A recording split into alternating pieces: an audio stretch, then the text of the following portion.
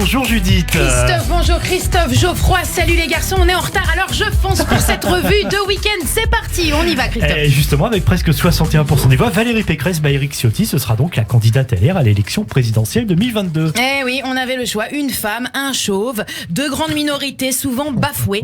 Les Républicains ont choisi la femme, espérons qu'ils ne s'en arracheront pas les cheveux parce que sinon ça revient au même. Hier soir, arrivant à son premier meeting de campagne officielle, Éric Zemmour a été agrippé par un homme qui a passé ses bras autour de sa nuque. Ah bah il voulait peut-être le pécho. Attends, mais après c'était pas sa cam à lui hein. Ah bah non bah tu veux c'est dur Eric, soit t'es Jeanne d'Arc, soit t'es Yvonne de Gaulle hein. Cyril Hanouna devrait justement recevoir le candidat dès le 16 décembre dans son émission Face à Baba. Ah d'accord, donc Éric Zemmour, le Éric de Napoléon, de Gaulle, défenseur de la France et du français, il va aller à Face à Baba. D'accord. Bah moi je vais l'inviter dans Goûte ma Kémia ou alors dans Touche pas à mon Macron, il va kiffer Rico. N'empêche l'affiche Éric Zemmour face à Cyril Hanouna sur le papier, on dirait un combat de boxe de l'Olympique d'Alger en 1960.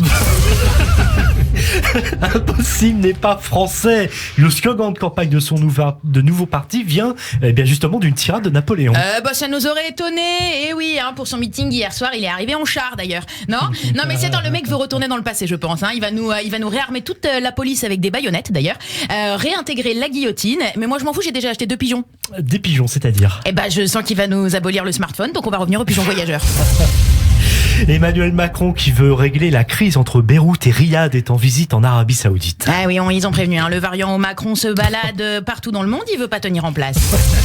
Selon Pfizer et Moderna, si les vaccins perdent fortement en efficacité, il serait possible de créer un nouveau vaccin plus spécifiquement adapté au variant Omicron. Mais eux, ça les amuse dans leur labo, je crois, on dirait. Hein. Non mais attends, je te jure, ils aiment bien en créer des nouveaux, puis après on créera le nouveau variant Omicron, potimarron, califourchon. Les gars, si on doit passer 3 prochaines années à se faire piquer tous les 2 jours, autant garder les salles de shoot d'Hidalgo ouvertes. Le bitcoin devient un danger pour le système monétaire et financier et pour les citoyens. Eh ben voilà, c'est très dangereux, on vous le dit, ne gardez pas votre bitcoin, envoyez-les moi, je vais les gérer pour vous. Depuis samedi, dans les stations de ski françaises, le pass sanitaire est nécessaire pour utiliser les remontées mécaniques. Je m'en fiche pas mal, je préfère les descentes en ski que les remontées. À Lesbos, le pape François dénonce un naufrage de civilisation. Oui, bah en même temps, l'église, ils ont jamais été branchés trop LGBT. En Picardie, 2 banquières ont détourné 1 200 000 €, clament avoir été menacés par des marabouts. Oui, mais moi je les crois. Ils m'ont menacé aussi, moi aussi. Il y en a un qui s'appelle Mage et l'autre qui s'appelle Sandro. C'est un chouïa raciste. Mais à mon avis, elles ont confondu marabout et sapeur. Sur la RN57, un automobiliste est arrêté en excès de vitesse sans permis et positif à toutes les drogues détectables. Oui, mais il portait son masque. Et dit bah oui mais ça donc ils l'ont relâché parce que voilà fonce D mais civique ça s'applaudit ça. Le site à juste titre recense un fait divers coréen. Kim Jong-un fait interdire le port du trench coat en cuir. Eh ben moi je le comprends. Voilà, bravo de mettre fin à ce fashion faux pas. Nous en France c'est un virus, vous vous souvenez qui avait été importé par le groupe 1, 2, 3 Soleil à l'époque. Alors on l'a rapassé parce que Khaled était souriant, Faudel aussi. Ils étaient sympas. Mais normalement cette tenue ça devrait être passable de prison. Dans les Landes, un carrefour à 4 panneaux stop laisse les conducteurs perplexes. Allez Geoffrey, Christophe, vous le savez tous, c'est un coup d'Hidalgo.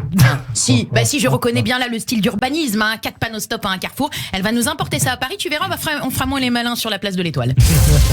Jean Castex, très attaché à ses 4 filles, dès que l'une d'entre elles vient lui rendre visite à Matignon, il arrête toutes ses affaires cessantes pour faire un câlin. Et Nicolas Hulot, qui a quitté la vie politique, mais sinon je suis sûr qu'il aurait fait de même et payé ses respects aux filles de Castex. On finit là-dessus, je m'en vais encore avant que vous me fraquiez.